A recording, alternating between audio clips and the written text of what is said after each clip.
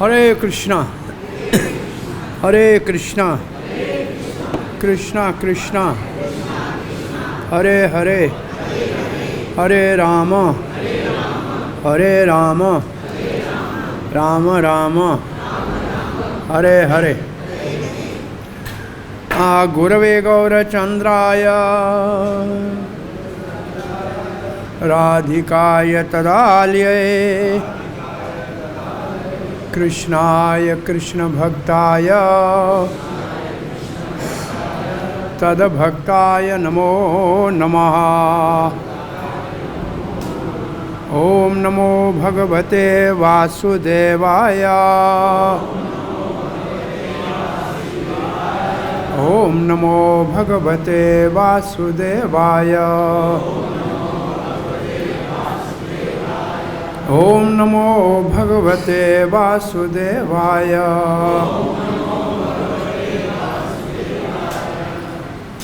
नारायणं नमस्कृत्यं नरं चैव नरोत्तमं देवीं सरस्वतीं व्यासं ततो जयमुदीरयेत्। नष्टप्रायेषु अभद्रेषु नित्यं भागवत सेवया भगवती उत्तम श्लोकैर्भक्तिर्भवती नैष्टिकी।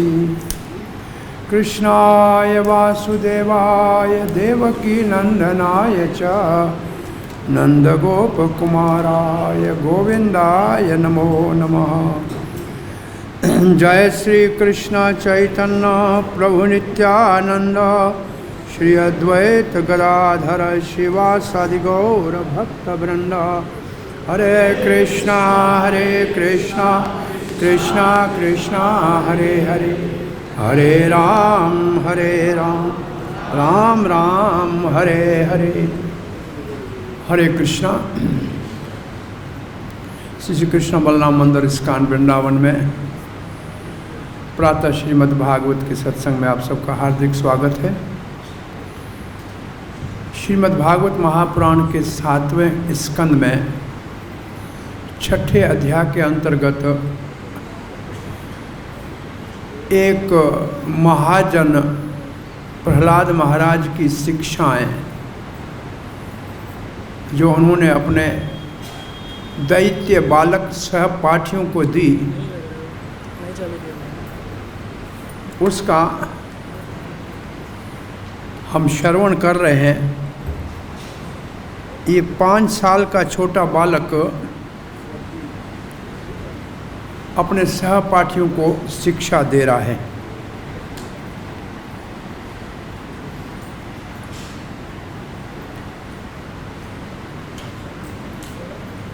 और इसके आज 14वें श्लोक का हम पाठ करेंगे।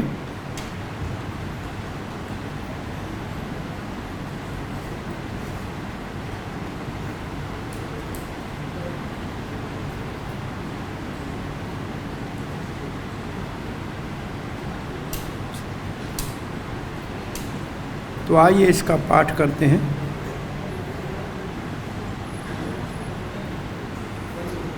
कुटुम्ब पोषाय व्यंदिजायो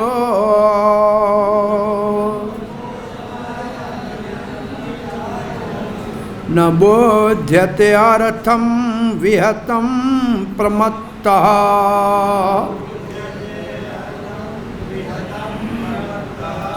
सर्वततापत्रीय दुःखहितात्मा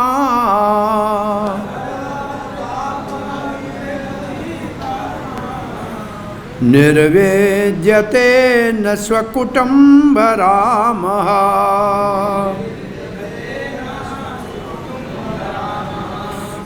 कुटुम्ब पोषाय वय निज आयुर। कुटुंब के भरण पोषण के लिए अपनी स्वयं की आयु को व्यय कर रहा है, खर्च कर रहा है। आ रहा है इसका अर्थ समझ में? कुटुंब के भरण पोषण के लिए अपनी स्वयं की आयु को खर्च कर रहा है। व्यय का मतलब खर्च करना। और दूसरी लाइन में है न बुध्यते अर्थम, अपना भला किस में है ये नहीं जानता। न बुध्यते, समझता नहीं है, जानता नहीं है। अर्थम, अपना लाभ किस में है और क्यों नहीं समझता है। अपना लाभ किस में है ये क्यों नहीं समझता है। विहतम, प्रमत्तः, प्रमत्तः किसको कहते हैं, पागल को। प्रमत्तः एक भाषा हमारी में शब्द है, पराई मत पे चलने वाला, जिसको अपनी बुद्धि नहीं है दूसरी की बुद्धि से चले, उसको कहते हैं परमत। तो ये परमत अपना हित नहीं जानता है, तो एक शब्द बीच में कौन सा रह गया, विहतम, विनिष्ट। वो उसको ये पता नहीं है कि मैं अपना अनिष्ट कर रहा हूँ, क्योंकि वो परमत है, पागल है। किस चीज़ से पागल है। सर्वत्र तापत्र्य दुखित आत्मा। सर्वत्र, सर्वत्र का मतलब सब जगह, सब समय, सब परिस्थितियों में। सर्वत्र तापत्र्य, तापत्र्य मतलब 3 प्रकार के कष्ट इस भौतिक जगत में सबको, इस जगत की अधिष्ठात्री देवी दुर्गा देवी त्रिशूल लेके देती है। सबको 3 ताप हैं, कौन से, आदि देविक, आदि भौतिक और आध्यात्मिक। आदि देविक का अर्थ क्या है, प्रकृति का कोप, भूकंप आए, अकाल आए, कोरोना आए, ये हो गया आदि देविक। और आदि भौतिक, दूसरे प्राणी हमको दुख दें। छोटे मच्छर से लेके शेर तक, और उन सब से इतना परेशानी नहीं है जितना इंसान ने इंसान को परेशान किया। और तीसरा आध्यात्मिक का क्या अर्थ है, अपने शरीर से और मन से उत्पन्न होने वाली पीड़ा। ये सबको सब समय सब जगह भोगनी पड़ती हैं। और इससे होता क्या है, ताप आएगा तो क्या होगा, दुखित आत्मा, वो बेचारा पीड़ा भोगता है। आत्मा का मतलब वो व्यक्ति जो कुटुंब के पोषण में अपनी आयु बर्बाद कर रहा है और ये नहीं जानता है कि मेरा अनिष्ट हो रहा है, मेरी आयु विनिष्ट हो रही है, खत्म हो रही है, क्योंकि वो पागल हो गया है। 3 प्रकार के प्रकृति के तापों को सह रहा है, दुखित है, फिर भी निर्विद्यते न, तब भी निर्विद्यते न का मतलब तभी भी, निर्विद्यते शब्द का अर्थ है हृदय में वैराग उत्पन्न नहीं होता कि ये छोड़ दूं। निर्विद्यते का श्रील प्रभुपाद जी अर्थ लिखते हैं, पछताता, पछताता नहीं है, पश्चाताप नहीं करता है कि मेरी आयु जा रही है, मेरा समय व्यर्थ जा रहा है, इसका पछतावा नहीं करता। क्यों नहीं करता, आखिर क्या मिल रहा है नहीं करता है। स्वकुटुंब राम, अपने कुटुंब में उसको क्या मिलता है, राम। राम पता है शब्द कहाँ से निकला है, संस्कृत में राम शब्द है रमण का। रमण का किसको कहते हैं, खिलौने को। ये बच्चों का खिलौना होता है ना, जब बच्चे को खिलौना मिलता है तो उसको भूख लगती है तो भी खाना नहीं खाता है, नींद आती है तो भी नहीं सोता है, वो उसी में खेलता रहता है। तो हमारा कुटुंब का खिलौने ऐसे हमको मिले हैं कि उसमें हम इतने पागल हो गए हैं, दुख आता है तो कहते हैं कोई बात नहीं, ये भी सुख है। ये आत्मरामा का अर्थ ये है, क्या क्या, कुटुंब रामा।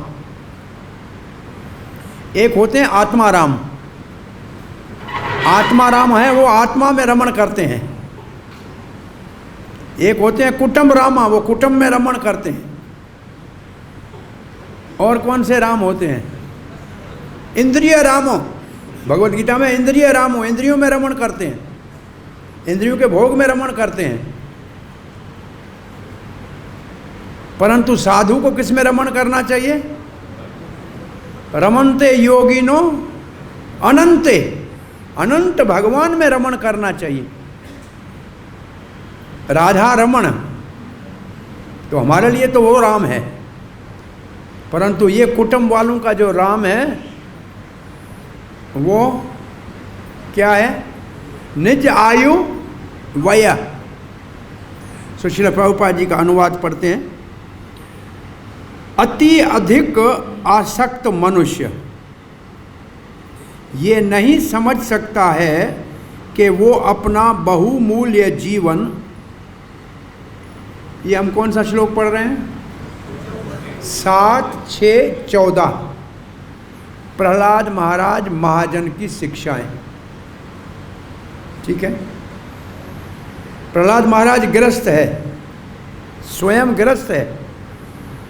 उसका पुत्र विरोचन, उसका पुत्र बलि, तो उसकी परंपरा भी है।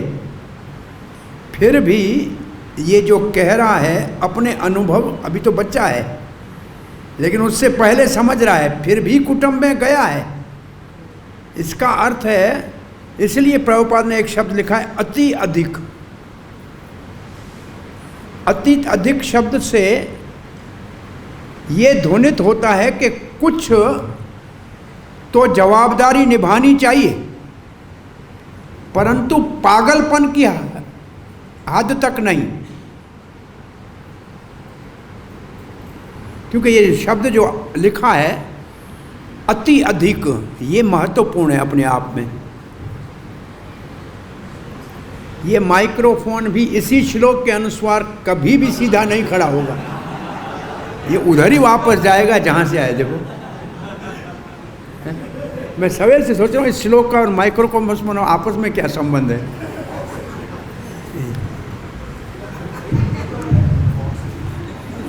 इसका ये टूट गया, मर गया। अत्यधिक मनुष्य ये नहीं समझ सकता कि वो अपना बहुमूल्य जीवन, बहुमूल्य जीवन निज आयु, निज आयु हमारी बहुमूल्य जीवन है। जो अपना बहुमूल्य जीवन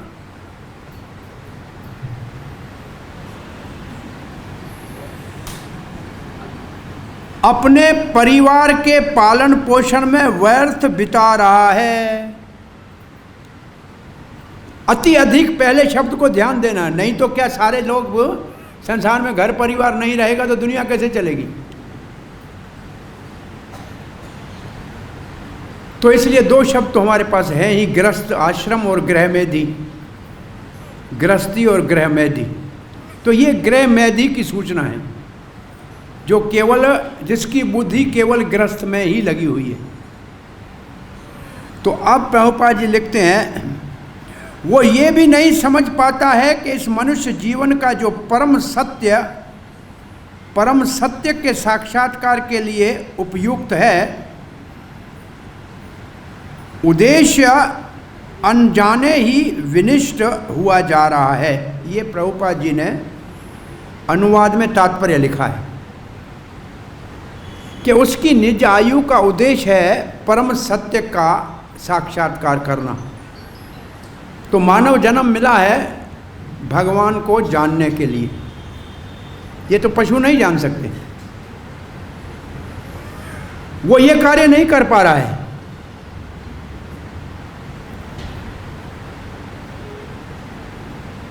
वो ये कार्य नहीं कर पा रहा है और ये उद्देश्य विनिष्ट हो रहा है। ये कौन से श्लोक का, ये कौन से शब्द का परिभाषा है प्रभुपाद ने लिखा है? ये लाइन क्यों लिखी है? ये श्लोक में शब्द है विहितम। विनिष्ट हो रहा है। क्या विनिष्ट हो रहा है? भगवत साक्षात्कार का बहुमूल्य समय विनिष्ट हो रहा है। किसमें? कुटुंब के अति अधिक आसक्ति के भरण पोषण में।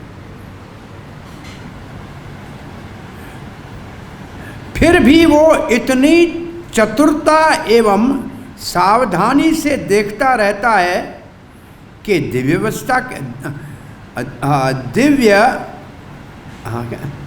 दुर्व्यवस्था के कारण एक भी दमड़ी न खोई जाए। ये श्लोक के अंदर बहुत न बुध्यते विहितम प्रमत्तः। अब ये तुलना की जा रही है। क्या तुलना की जा रही है? जीवन मानव का उद्देश्य है भगवान को जानना, पाना, उसकी सेवा में लगना। उसके लिए तो वो समय को नहीं लगाता है, परंतु बुद्धिमान है, मूर्ख नहीं है, चतुर है। एक दमड़ी भी कहीं जाने नहीं देता है। उसको ये चिंता होती है कि मेरे घर में आटा है कि नहीं है, मेरे घर में चीनी है कि नहीं है, मेरे घर में पति है कि नहीं है। अभी पति कौन सा है मैं नहीं कहता हूँ, चाहे कि पति है कि असली पति है कि घर में है कि नहीं है। हा? इसकी चिंता तो बहुत रहती है सुबह से शाम तक, और जो भगवान है उसकी चिंता नहीं रहती। ये सच है कि नहीं? सब गृहस्थियों को ये चिंता रहती है कि कल खाएंगे कहाँ से, घर कैसे चलाएंगे। ये चिंता नहीं है कि दूसरे मिनट में क्या होने वाला है, भगवान को कब याद करेंगे, ये ध्यान नहीं है। तो ये प्रभुपाद जी का तुलना आत्मिक अर्थ है कि ऐसा नहीं है कि पागल का बिल्कुल पागल है कि खाने पीने की का पता नहीं है। विश्वनाथ चक्रवर्ती ठाकुर ने लिखा है केक और स्वीट की चिंता करता है घर में कि हमारे घर में मीठा वो लड्डू है कि नहीं है, कचौरी है कि नहीं है, घेवर है कि नहीं है, उसकी चिंता रहती है, परंतु भगवान की चिंता नहीं करता है। इसका मतलब परमत का ये अर्थ है कि वास्तव में पागल नहीं है, लेकिन भगवत तत्व में पागल है। इसको भक्ति विनोद ठाकुर कहते हैं सोया हुआ है, खा रहा है, पी रहा है, चल रहा है, परंतु सोया हुआ है। किस बात में सोया हुआ है? भगवत साक्षात्कार के कार्य को पूर्ण करने में सोया हुआ है। ये जगत वालों सबका हाल है कि नहीं है? सभी सोए हुए हैं।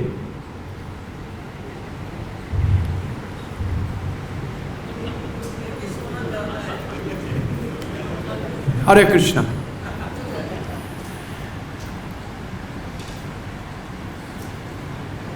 इस प्रकार यद्यपि संसार में आसक्त व्यक्ति सदैव तीनों प्रकार के कष्ट सहता रहता है, किंतु वह संसार के प्रति अरुचि उत्पन्न नहीं कर पाता। अरुचि कौन से शब्द के लिए है? निर्वेद्य। निर्वेद्य उत्पन्न नहीं कर पाता। क्यों नहीं कर पाता? क्या लिखा है? स्वकुटुंब रामा। स्वकुटुंब रामा, स्वकुटुंब रामा की परिभाषा प्रभुपाद ने कहाँ लिखी है अनुवाद में? पैसे की चिंता में लगा रहता है कि धन कहाँ है। तो अब प्रभुपाद जी के अनुवाद का रसास्वादन कीजिए। तात्पर्य, प्रभुपाद ने पहला शब्द लिखा है परमत को। मूर्ख व्यक्ति, परमत का अर्थ लिखा है मूर्ख व्यक्ति, न तो ये समझ पाता है कि मनुष्य जीवन का महत्व क्या है, न ही ये समझ पाता है कि वो किस तरह अपने परिवार वालों के भरण पोषण में ही अपना अमूल्य जीवन व्यर्थ बिता रहा है। तो यहाँ हमारे परमत के दो कारण प्रभुपाद ने लिखे। पहला कारण क्या है? अपने जीवन के लक्ष्य और उद्देश्य को नहीं जानता, ये है मुख्य। और दूसरी मूर्खता क्या है? उसको जानता नहीं है, इसलिए वो केवल परिवार के भरण पोषण में ही अपने आयु का खर्च कर रहा है, बर्बाद कर रहा है। तो इससे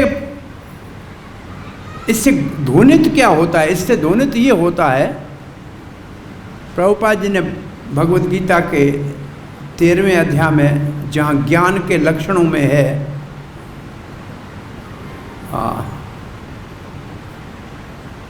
घर परिवार में आसक्ति नहीं होना, ये ज्ञान का लक्षण है। 18 लक्षणों में है, किसी को याद? अविचारेण भक्ति योगेन सगुणान समति, नहीं, ये नहीं है। क्या है? अमानितों अदम्भितों, ये नीचे आएगा ना। पुत्र दार आदि न अभिस्वंग तम, ऐसे घर परिवार में अति आसक्त होना ज्ञान का लक्षण नहीं है। तो वहाँ प्रभुपाद ने 4 बातें लिखी हैं।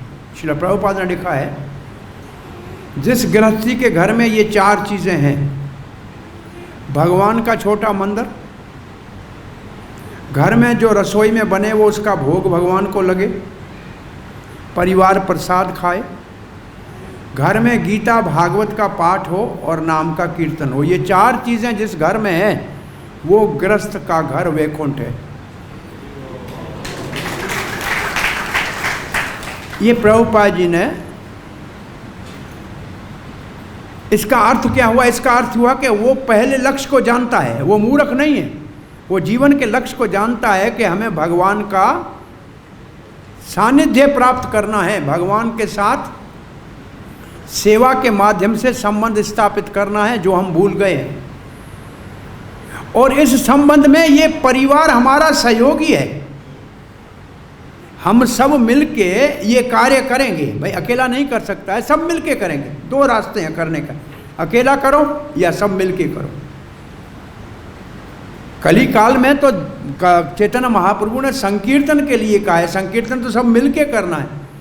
तो गृहस्थी के घर में अगर कीर्तन हो, जय ग्रह, क्या कहते हैं भक्ति विनोद ठाकुर, जय ग्रह मृदंग बाज, क्या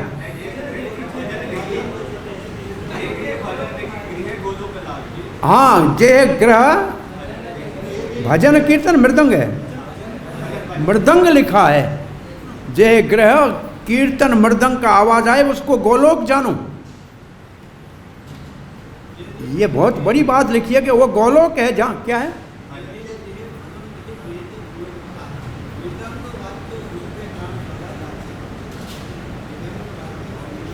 वाह, मृदंग वाद्य सुनी हृदय आनंदित हो, ऐसे घर में भजन कीर्तन हो। ये तो इससे ध्वनित क्या हो रहा है कि मुख्य रूप से घर का उद्देश्य भगवान के ऊपर केंद्रित होना चाहिए, कुटुंब के भरण पोषण के ऊपर नहीं। अब ये है नकारात्मक इस श्लोक में कहा गया कि ऐसे नहीं करना चाहिए। तो कोई ऐसे हैं जो ऐसे नहीं करते हो और भगवान का भजन करते हो, ऐसा कोई उदाहरण आपको समझ में आता है? जिनके लिए भगवान चिंता करते हैं। भाई श्रीवास ठाकुर का घर परिवार है लेकिन कुछ भी नहीं करता है, वो भरण पोषण की चिंता नहीं करता है, वो तो चैतन्य महाप्रभु के कीर्तन का आयोजन करता है। और चैतन्य महाप्रभु पूछते हैं कि तुम्हारा घर परिवार कौन चलाएगा? बोला कृष्ण चलाएगा। दुनिया चला रहा है क्या? मेरा घर बार नहीं चलाएगा क्या? तो बोला नहीं दिया तो? बोला नहीं दिया तो उपवास कर लेंगे। बोला दूसरे दिन नहीं दिया तो? बोला गंगा जी का जल पी लेंगे। बोला तीसरे दिन? बोला गंगा जी ने विसर्जन कर देंगे। और क्या करेंगे जी के नहीं देता है तो नहीं दे। तब महाप्रभु ने क्या घोषणा कर दी? लक्ष्मी भिखारी हो सकती है जो कभी संभव नहीं है, परंतु श्रीवास तेरे घर में कभी अभाव नहीं होगा। तो जो भगवान का भजन करता है उसी के पास का उसका भगवान पालन पोषण नहीं करेंगे क्या? ऐसा सुदामा विप्र है जिसके घर में भगवान का भजन ही होता है और घर में कुछ खाने को नहीं है तो कोई बात नहीं, उपवास चलेगा। तो भगवान द्वारकानाथ ने अपने समान महल बना दिया उसको। तो इससे हमें भक्तों को क्या समझना चाहिए? गृहस्थ में भगवान को मुख्य जीवन में रखना चाहिए, जो जीवन का पहला लक्ष्य है। वो प्रभुपाद ने पहले लिखा है। मूर्ख ये नहीं जानते हैं कि जीवन का मुख्य उद्देश्य क्या है। जीवन के मुख्य उद्देश्य को जानने के बाद किसी भी अवस्था में रहे, चैतन्य महाप्रभु का स्थान स्थिति, अब जिसमें जो भी आपका वर्ण है, आश्रम में कोई बात नहीं, परंतु आप यारे देखो तारे कहो कृष्ण उपदेश, बस अगर ये आपको एक समझ में आता है तो आपका जीवन सफल है। और ये नहीं समझ में आता है तो कितना भी कुटुंब का भरण पोषण करके बंगले गाड़ियां बनाओ, परंतु मूर्ख नंबर 1 हो। अब दुनिया में मूर्ख नंबर 1 ज्यादा है कि बुद्धिमान? मूर्खों से दुनिया भरी हुई है। एक बार अकबर ने बीरबल से पूछा कि हमारे राज में अंधे कितने हैं, आंख वाले कितने हैं? बोला महाराज आंख वाला कोई नहीं है, सारे अंधे। बोला सारे अंधे कैसे हैं, ये सब चल रहे हैं? बोला महाराज आप हमारे साथ चलो। बोला क्या करते चलें? बोला हम दोनों चलते हैं रास्ते में। और अब वो पुराने ज़माने की बात है कि पुराने ज़माने में क्या रस्सी के तीन रस्सी बनाने के लिए से रस्सी को घुमा के जोड़ते रहते थे। बोला महाराज आप चलो रास्ते में, या माई आप साइकिल चला के चलो महाराज। अब महाराज साइकिल तो महाराज क्या हो गया? लिखता है लिखो अंधे की लिस्ट में, देख नहीं रहा है साइकिल चला रहा है। अरे महाराज ये क्या हुआ? लिखो अंधे की लिस्ट में। सब देख रहे हैं क्या हो रहा है, फिर भी पूछ रहे हैं। तो ये सारी अंधे हैं, समझदार होते तो क्यों पूछते? तो ये दुनिया में सारे के सारे प्रहलाद महाराज की अनुभूति के अनुसार एक महाजन की मूर्ख अंधे हैं। ये शरीर, अच्छा ये लाइन आए तो उसके ऊपर चर्चा करें। वो अपनी हानि के एक छदाम की भी गणना करने में पटु होते हैं। अच्छा अब किस बात की बात? अपनी हानि वास्तविक, अब किसकी हानि हो रही है? मेरा 10 रुपया खर्च हो जाए उसके लिए परेशान होते हैं, लेकिन मेरे 10 मिनट खर्च हो गए उसकी चिंता नहीं है। आप इसको ऐसे समझ लो, बड़े होशियार होते हैं कि 10 रुपया बचाएंगे, लेकिन 10 मिनट का ध्यान नहीं रखेंगे। अब 10 रुपये और 10 मिनट में कौन सा ज्यादा बहुमूल्य है? 10 मिनट जीवन के आप 10 करोड़ रुपये देने से वापस नहीं खरीद सकते, लेकिन 10 रुपये की क्या वैल्यू है? लेकिन ये मूर्खता है कि नहीं हम सबकी? वो एक महात्मा कहता था, वो बैंगन खरीदने जाते हैं ना, उसके तोलने के बाद एक उठाते मुस्कुरा के, अरे भैया एक ले लो। और घर में आके घर वाले कहते ठीक तरह से पचाना, संभाल के रखना। अरे जहाँ मुस्कुराना चाहिए घर में सुख से, वहाँ झगड़ा करेगा। और एक बैंगन के लिए बाहर मुस्कुराहट बांट के आ जाएगा, मुस्कुराहट ही समाप्त हो गई तो घर में झगड़ा ही करेगा। तो एक बैंगन के लिए परेशान है, लेकिन परिवार के लिए परेशान नहीं है। बहुत सी ऐसी बातें आप जीवन में हमारे देख लें। मथुरा में 15 रुपये की चीज़ मिल रही है, यहाँ 20 रुपये की है। मैं मथुरा लेने जाऊंगा, तो मथुरा जाए आएगा, उसके 25 रुपये खर्च होंगे, वो उसका ध्यान नहीं है। 15 वाली चीज़ लेके आया हूँ, 20 वाली नहीं लिए मैंने। अब मूर्ख दोनों में से कौन सा? यहाँ से मथुरा गया आया, कितना खर्चा लगा? हाँ, उसका भी ध्यान नहीं। 15 रुपये में आपसे सस्ती चीज़ ले आया, तू मेरे से सस्ती चीज़ लाया, 2 दिन अपने 2 घंटे जीवन के खराब करके आया, उसका क्या करोगे? मैंने 20 वाली चीज़ ली और 20 मालाएं जप ली, और तू 15 वाली चीज़ लाया और 2 घंटे खराब करके आया। ये इसको कहते हैं पेनी वाइज पाउंड फुल्स। क्या पेनी वाइज पाउंड फुल्स? दमड़ी के लिए चमड़ी जाए, लेकिन फिर कहीं घर सारा अपना जीवन उजड़ जाए तो परवाह नहीं। तो ये प्रभुपाद जी कहते हैं अपने छोटे के धन के लिए तो बड़ा सावधान रहता है, पर आयु जो बहुमूल्य है उसके लिए सावधान नहीं है। ये सत्य है कि नहीं है? ये हमारी मानसिकता ऐसी बनी हुई है, क्यों बनी हुई है मालूम नहीं, लेकिन ये इसको पागलपन कहा गया है। पटु होता है, लेकिन वो इतना मूर्ख होता है कि ये नहीं जानता है कि वो भौतिक गणना के अनुसार कितना धन खो रहा है। चाणक्य पंडित उदाहरण देते हैं कि जीवन का एक क्षण लाखों रुपयों के से भी नहीं खरीदा जा सकता। जीवन का एक क्षण लाखों रुपयों से भी नहीं खरीदा जा सकता। जब सिकंदर सुना है ना, अलेक्जेंडर द ग्रेट, सिकंदर ही कहते हैं ना, जब भारत में आए थे विश्व विजयी तो बीमार हो गए, मलेरिया हो गई। तो इसका मतलब विश्व विजयी से तो मच्छर ज़्यादा शक्तिशाली हुआ ना, मच्छर ने उसकी सेना का सत्यानाश कर दिया, सबको मारता हुआ मच्छर से मारा गया। ये हमने आपको कभी पहले बताया होगा। एक महात्मा मस्त सोया हुआ था रोड के ऊपर, तो राजा की सवारी आ रही थी, तो कहा हटो महाराज, राजा आ रहा है। बोला राजा क्या होता है? बोला देश का मालिक होता है, उसका आदेश सब जगह चलता है। बोला सच चलता है? बोला हाँ चलता है। बोला मेरे को राजा से बात करनी है। उठ के खड़ा हो गया, राजा आया। बोला महाराज नमस्कार, ये कहते हैं आप राजा हैं, आप राजा हैं? बोला हाँ हूँ राजा। बोला आपका राज के ऊपर आदेश चलता है? बोला हाँ चलता है। बोला एक काम करो, ये मच्छर मुझे रोज़ काटता है, इसको मना करो मेरे को नहीं काटे। राजा कहता है मच्छर तो मेरी नहीं सुनता है। बोला अब किस चीज़ का राजा है फिर? सुनता तो तेरी मच्छर भी नहीं है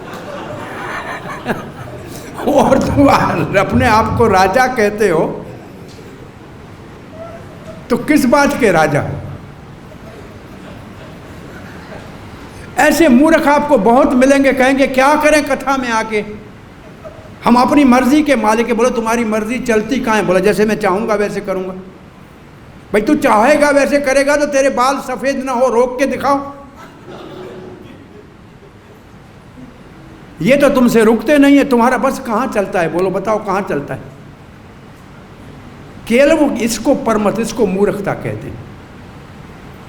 तो यहाँ सिकंदर की बात हम कर रहे थे, जब मरने की स्थिति में था तो अपने जो सेनापति और मंत्री को बुला के कहा सारे विश्व को मैंने विजय किया है, आधा विश्व आपको देता हूँ, आप मुझे 1 महीना जीवन का दे दो तो मैं अपनी माँ के पास जाऊँ वापस और अपने देश पहुँचूँ। तो कहते महाराज ये तो संभव नहीं है, हम कैसे आयु दे दें आपको? 1 महीने के लिए आधा राज दे रहा था। बोला कोई बात नहीं, 1 दिन जीवन का दे दो और सारा राज ले लो जो मैंने जीता है दुनिया में। मैं चिट्ठी लिखूं अपनी माँ को। बोला महाराज 1 दिन भी दे नहीं सकता। तब सिकंदर ने घोषणा की कि मैंने जीवन दे के विश्व को जीता, आज वो सारा विश्व दाव पे लगा रहा हूं 1 दिन के लिए, और उसके बदले में 1 दिन नहीं मिल रहा है। सारे जीवन से दुनिया को कमाया और वो अब मैं दाव पे लगा रहा हूं, ले लो मेरे को 1 दिन दे रहो, नहीं मिल रहा है। तो 1 दिन जीवन का आपकी जीवन भर की कमाई से खरीदा नहीं जा सकता। तो कितना बड़ा महत्वपूर्ण अपना जीवन है। एक सांस भी व्यर्थ चला जाए ना, वो कितना बहुमूल्य है हमको मालूम नहीं है। इसलिए कहावत है कोई सांस भगवान के नाम के जपने के बिना खाली न जाए, नहीं तो बहुत घाटा हो जाएगा। श्वास श्वास सिमर गोविंद, हर सांस के साथ भगवान का नाम नहीं चलेगा। जो सांस बिना नाम के गया वो घाटा हो गया। रुपया गया घाटा नहीं हुआ, सांस बेकार गया तो घाटा हो गया। एक किसान था, लकड़ी बेचता था। राजा कहीं अचानक भटकता हुआ प्यासा चला गया, किसान ने पानी पिला दिया। राजा बड़ा प्रसन्न हुआ, उसको चंदन का बन दे दिया। बोला काम क्या करते हो? बोला लकड़ी बेचता हूँ, लकड़ी से अपना निर्वाह करता हूँ। बोला अच्छा, लकड़ी रोज़ बेचते हो, कितना मिलता है? तो 2-4 रुपये मिलते हैं, परिवार चलता है। तो बोला इसको चंदन का बाग दे दो। चंदन का बाग दे दिया। ये मूर्ख चंदन का महत्व नहीं समझे, रोज चंदन की लकड़ी काटे और जाके लकड़ी के भाव में बेच के आ जाए। राजा ने कहा अब तो इसी को कोई चिंता नहीं होगी, चंदन का बाग है, अभी तो लकड़ी नहीं बेचता होगा। मंत्री ने कहा महाराज रोज उठा के लकड़ी बेचता है, और बाग का 3/4 हिस्सा चंदन सारा उजाड़ के बेच दिया है लकड़ी के मूल में। राजा ने आके कहा मूर्ख, एक लकड़ी को ले जाके पूछो बाजार में कीमत कितनी है किसी समझदार से। बोला एक लकड़ी ही 5,000 रुपये की है। बोला 5,000 रुपये की लकड़ी, ऐसे तो मैं रोज की 50 लकड़ी 5 रुपये में बेचता हूँ। बोलता है महामूर्ख हो, चंदन को लकड़ी समझ रहा हो। और तब राजा के साथ जो पुरोहित था उसने कहा महाराज सुनो, ये तुम्हारा मानव जन्म है ना, इसका एक एक सांस चंदन के बन के समान है, इसको तुम कोड़ी के बदले लकड़ी के बदले व्यर्थ में मत गमाओ। भगवान ने इतना बड़ा बहुमूल्य हमारे को मानव जन्म दिया है, उसको हम कोड़ी के बदले गंवा रहे हैं क्या? हीरे जैसा मानव जन्म कोड़ी बदले जाए। कोड़ी अभी की भाषा नहीं है, पहले रुपया पैसा नहीं होता था। चैतन्य चरितमृत में लिखते हैं कि नदी को जब पार करना था तो कोडी देनी पड़ती थी। जो कोडी है, कोडी आपने देखी है, छोटी वो जैसे आंख जैसी शक्ल होती है ना, ये शंख बड़ा है ऐसे वो छोटी छोटी कोड़ी होती है। तो आदमी को कहते तू कोड़ी का आदमी है, इसका मतलब बेकार है। ये सारे ही कोड़ी के आदमी हैं, भले इनके पास पन्ने के पैसे पड़े हो, कोड़ी भी इनके जीवन का वैल्यू नहीं है। तो ये जो बात लिखी है चाणक्य पंडित ने, क्या लिखा है? जीवन के एक क्षण को जीवन भर की कमाई दे के खरीदा नहीं जा सकता, तो इसका सदुपयोग करना चाहिए, इसको व्यर्थ में नहीं गंवाना चाहिए। तो ये मानव जन्म चंदन का बाग है जो हमको मिल गया है, और अब इसको हम व्यर्थ में गंवाएंगे तो मूर्ख कहलाएंगे। ठीक है, अब प्रभुपाद जी आगे लिख रहे हैं, किंतु मूर्ख व्यक्ति ऐसे मूल्यवान जीवन का बिना ये जाने ही बिताता है कि आर्थिक गणना के अनुसार कितना जीवन व्यर्थ चला जाता है। अब प्रभुपाद कहते अगर मानो के एक दिन आप 1 करोड़ रुपये में खरीद नहीं सकते, और ऐसे हमारा समय बहुत समय बड़े बड़ी उम्र के समझदार लोगों को मंदिर के बाहर के चौराहे के ऊपर 4-4 घंटे ताश खोलते हुए देखा है। आपने देखा होगा कि नहीं देखा? देखा है ना, 4 घंटे बैठ के ताश खेलते हैं बाहर। अब 4 घंटे की कीमत 4 करोड़ रुपया हो गया। 4 करोड़ रुपया उनका अगर खरीदने जाएं तो नहीं मिलेगा। ऐसे हम कभी उदाहरण देते हैं, ये सांस जो भगवान ने हमारे लिए बनाया है, रोज़ ले रहे हैं मुफ्त में, कोई पैसा दे रहा है क्या? अब कोरोना काल में जिसको ऑक्सीजन लगती है कितना पैसा अस्पताल लेती है पता किया है? कितना? 24 घंटे का कम से कम 5, 10, 20 हज़ार रुपया लेते हैं आजकल ऑक्सीजन जिसको लगती है। अब ये हिसाब से आप करो कि हम जितना सांस ले रहे हैं और जी रहे हैं। एक आया था कोरोना काल में, एक 90 वर्ष का व्यक्ति अस्पताल से और जो उस पे था वेंटिलेटर से ठीक होके आया। तो ठीक होने के समय उसने बोला आपके ऊपर 2 लाख रुपये का बिल तो है यहाँ। रोने लगा, बोला क्यों पैसे नहीं है? बोला पैसे तो 2 लाख के 4 लाख ले लो, परंतु ये तुमने 15 दिन ऑक्सीजन लगाई है, इसके 2 लाख मांग रहे हो। आज 90 साल में मैंने भगवान की कितनी ऑक्सीजन चलाई है, उसका 1 रुपया नहीं दिया है। कितना बड़ा वो महान है कि तुम्हारी 15 दिन की ऑक्सीजन के 2 लाख ले रहे हो। कितना मैं मूर्ख था, कितना उसने मेरे ऊपर कृपा किया था, मैं आज तक समझ नहीं पाया। तो ये बहुत बड़ा प्रहलाद महाराज की शिक्षा इतनी महत्वपूर्ण है।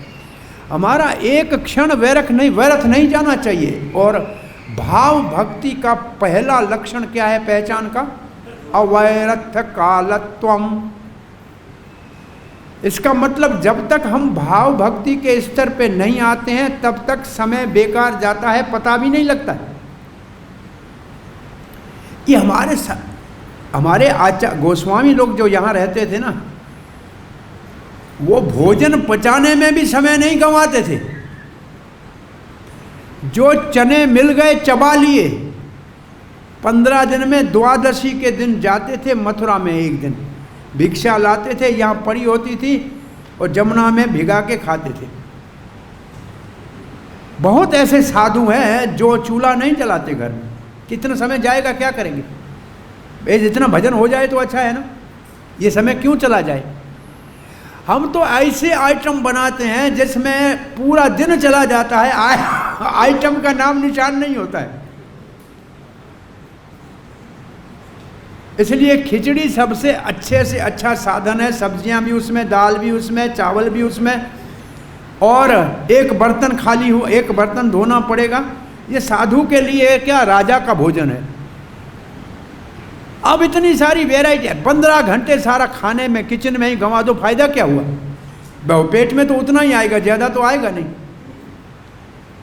तो हमारे साधु बहुत सरल जीवन होना चाहिए, अति आवश्यक है सरल जीवन, नहीं तो भजन नहीं हो पाएगा। भजन का मतलब है भगवान की सेवा नहीं हो पाएगी। तो ये बहुत महत्वपूर्ण है। यद्यपि भौतिकवादी व्यक्ति लागत की गणना करने और व्यापार करने में पटु होता है, किंतु उसे इसकी अनुभूति नहीं हो पाती है कि ज्ञान के अभाव में वो अपने मूल्यवान जीवन का दुरुपयोग होने दे रहा है। ऐसा व्यक्ति यद्यपि तीनों प्रकार के कष्टों को सहता रहता है, किंतु वो इतना बुद्धिमान नहीं होता कि भौतिकवादी जीवन शैली को रोक पाए। तो अब श्री प्रभुपाद जी तात्पर्य में ये कह रहे हैं,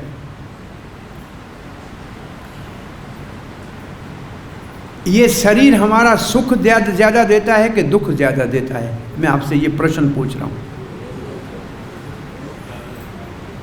सुख के लिए हमारे पास हैं कितना, 5 इंद्रियां हैं। देखने से सुख मिलता है कोई अच्छी चीज़, सुनने से सुख मिलता है, सूंघने से सुख मिलता है। 5 इंद्रियां ये, और 5 इंद्रियां और कर्म, और एक मन, यहाँ से मिलता है सुख। और बाकी सारे शरीर में कोई 300 हड्डियाँ पड़ी है, कोई हड्डी कभी मुस्कुराती है क्या? हाँ, कभी किसी का जिगर खिलता है? हाँ, कोई और अंग कभी किसी को सुख दिया है? आपके शरीर को बहुत अच्छे गदेले के ऊपर सुला के कोई तेल फुलेल से मालिश करे, परंतु अचानक उस गद्दे के अंदर एक छोटी सी सुई पड़ी हो और कहीं एक जगह चुभ जाए, तो मालिश का मजा आएगा कि सुई का दर्द होगा?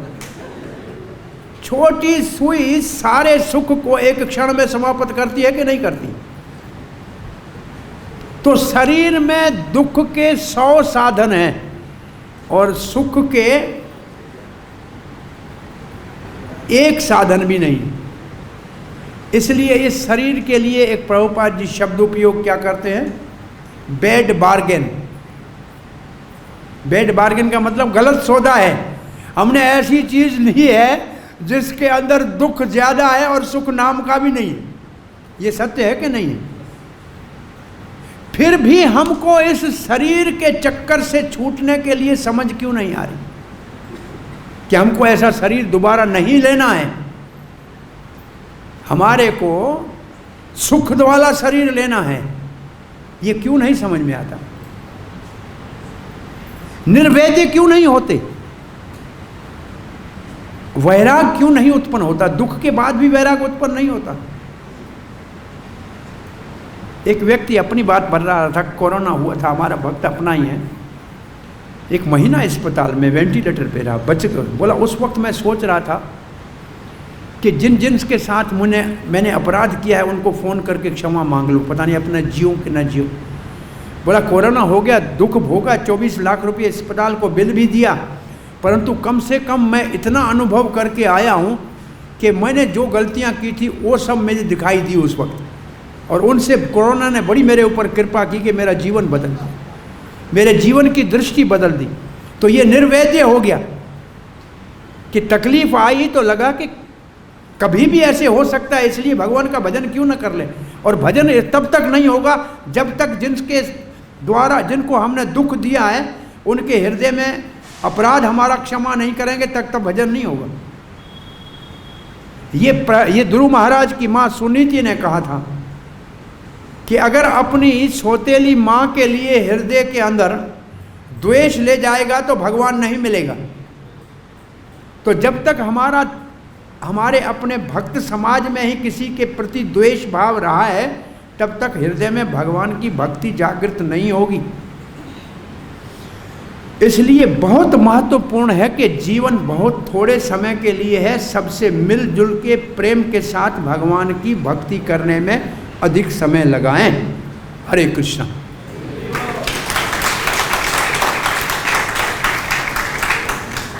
श्लोक को पढ़ लें फिर। कुटुंब पोषणाय,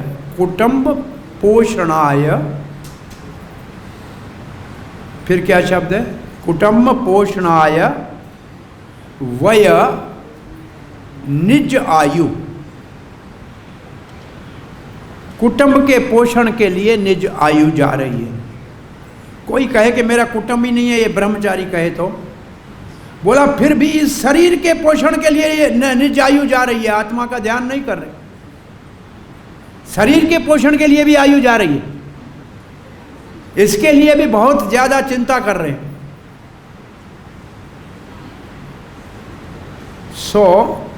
कुटुंब शब्द का सदुपयोग कहीं किया हुआ है, ऐसी जगह बताएंगे। वैसे कुटुंब शब्द का अर्थ क्या है? कूटनीति से जिसका पालन करना पड़े, चोरी करनी पड़े, बेईमानी करनी पड़े, परंतु उसका भरण पोषण करना पड़े, उसको कहते हैं कुटुंब। विजय अर्थ कुटुंब सखे। भगवान श्री कृष्ण आपने अर्जुन के रथ को अपना कुटुंब समझ लिया और उसकी रक्षा के लिए सारी कूटनीति को अपना लिया। तो एक कुटुंब भगवान अपने भक्त को के शरीर को मानता है और उसका पोषण करता है, तो वो भगवान अपने भक्त की भक्ति का रक्षण करता है। उस भगवान अपने भक्त के सारे जीवन को अपना कुटुंब मान लेता है। तो हमारा बड़ा कुटुंब भक्त का, भगवान का कुटुंब बनाओ। संसार का छोटा कुटुंब को छोड़ दो। प्रभुपाद ने एक छोटा कुटुंब छोड़ा पर पूरे विश्व को कुटुंब बना दिया। तो ये कुटुंब का पोषण अच्छा है। छोटे कुटुंब से निकल के बड़े कुटुंब भगवान की सेवा में लग जाओ, पूरी दुनिया की सेवा कर लो। तो कुटुंब छोड़ा नहीं, कुटुंब को बढ़ाया, लेकिन भगवान की सेवा में बढ़ाया। हरे कृष्णा। कोई प्रश्न जिज्ञासा है?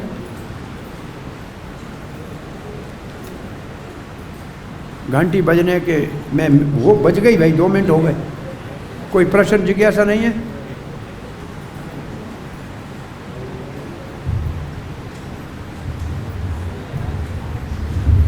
हरे कृष्णा। श्री प्रभुपाद की जय, गौर भक्तवृंद की जय, निताई गौर प्रेमानंदे। हाँ जी बोलिए, प्रश्न है तो। जैसे कि आपने बताया भक्त के बारे में, हमने किसी को गलत लगाया हो तो हमारा भजन अच्छे से नहीं हो सकता। बिल्कुल नहीं हो सकता। हाँ, तो प्रभु जी प्रश्न ये था कि अभी हृदय में हमारे बहुत जब भी किसी की भक्ति गलती देखते हैं तो हमें अच्छा नहीं लगता है, तो हम कभी कभी उनको ऐसे बता देते हैं कि ये चीज़ किसी के मन में खराब विचार आते हैं उस भक्त के कैसे रिस्पेक्ट में। बात ये है कि देखो गलतियां सबसे होती हैं, परंतु सुधारने का अधिकार किसको है ये समझना चाहिए। हम सारी दुनिया की गलतियां देखते रहेंगे, ये हमारा काम नहीं है। आपको मानो कि एक भक्त में कोई गलत चीज़ दिखाई दे रही है, तो जो उसका अधिकारी है, जिसके निर्देश में वो काम कर रहा है, उसको जाके इतना कहना चाहिए कि ये जो काम कर रहा है भक्त, इससे न इसका हित होगा न समाज का होगा। मुझे इससे कोई शत्रुता नहीं है, द्वेष नहीं है। आप जैसे चाहें करें, मेरा काम ख़त्म। फिर उसको आंखें बंद कर दो तो आपने अपना काम कर दिया, बस ख़त्म। उसको आप हृदय में रख के बैठोगे तो वो दोष आपके अंदर भी आ जाएगा। सबसे ज़्यादा हमारे अंदर दोष कहाँ से आते हैं? दूसरे के दोष का ध्यान करते करते हमारे अंदर आ जाता है। इसलिए उसको निकाल के छोड़ो। उसको पकड़ के मत रखो, नहीं तो परेशान हो जाओगे। हरे कृष्ण।